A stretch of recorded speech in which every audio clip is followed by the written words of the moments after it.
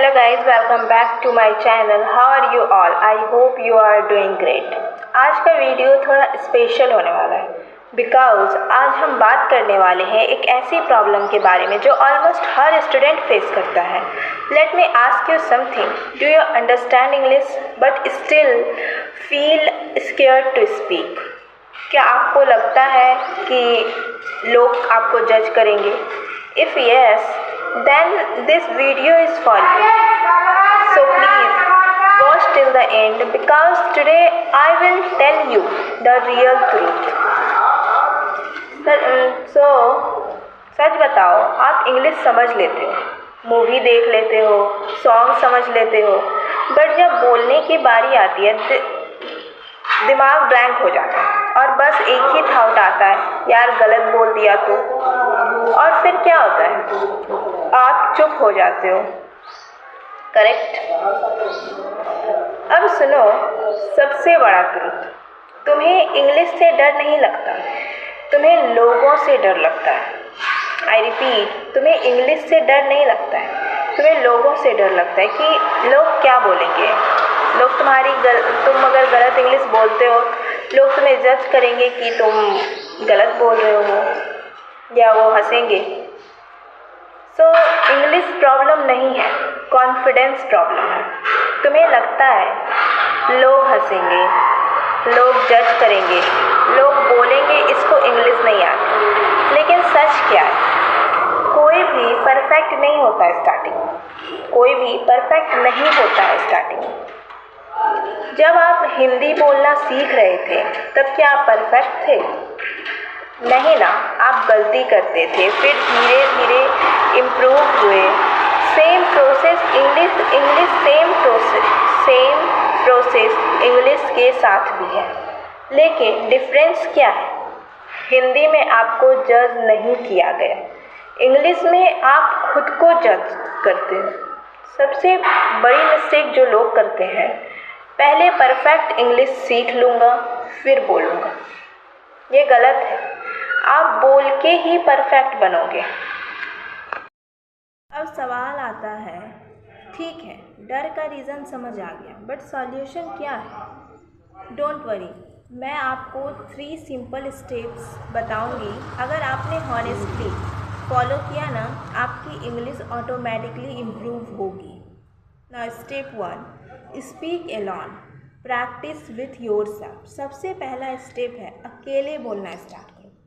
सबसे पहला स्टेप है अकेले बोलना स्टार्ट करो. हाँ, लोग हंसेंगे नहीं, लोग जज नहीं करेंगे, सिर्फ आप और आपका कॉन्फिडेंस.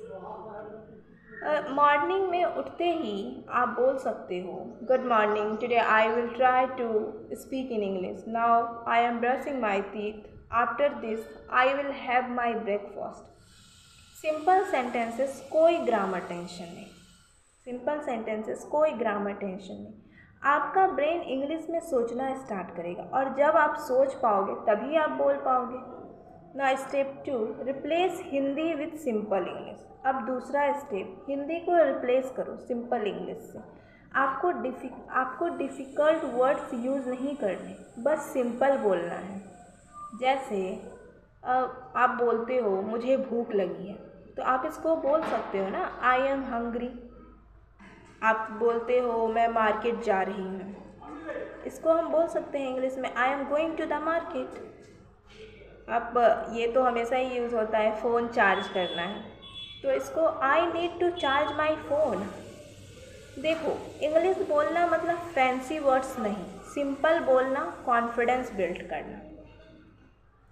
अब सबसे powerful step, step 3, think in English.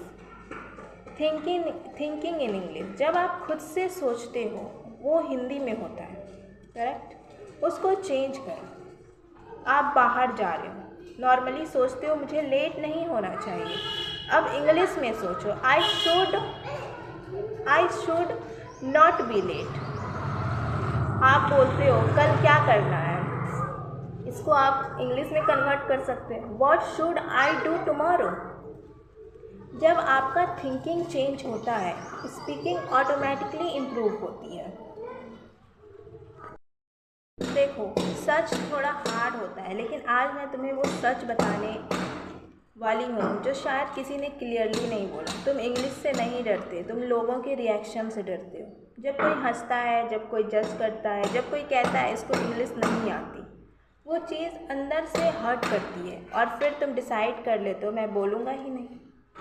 लेकिन एक बात बताओ, क्या चुप रहने से प्रॉब्लम सॉल्व हो गई? नहीं, आज भी तुम वही हो, समझते सब हो पर बोल नहीं पाते। और सबसे डेंजरस क्या है पता है? तुमने ट्राई करना ही बंद कर दिया। लेकिन सोचो, अगर एक छोटा बच्चा भी ये सोच लेता कि लोग हंसेंगे तो मैं बोलना बंद कर देता हूँ या चलना बंद कर देता, तो क्या वो कभी बोल पाता या चल पाता? नहीं ना। फिर तुम क्यों रुक गए? सच ये है, हर फ्लुएंट स्पीकर कभी ना कभी बिगनर था, हर कॉन्फिडेंट पर्सन कभी ना कभी नर्वस था। डिफरेंस बस इतना है, उन्होंने रुकना नहीं चूज़ किया।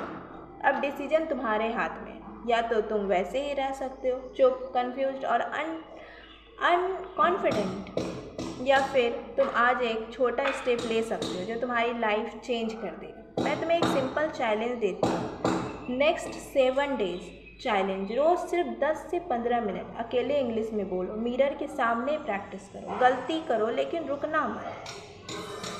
पहले दिन एक्वर्ड लगेगा, दूसरे दिन थोड़ा बेटर, और 7वें दिन तुम खुद नोटिस करोगे यार मैं बोल पा रहा हूँ, मतलब इंग्लिश बोल पा रहा हूँ।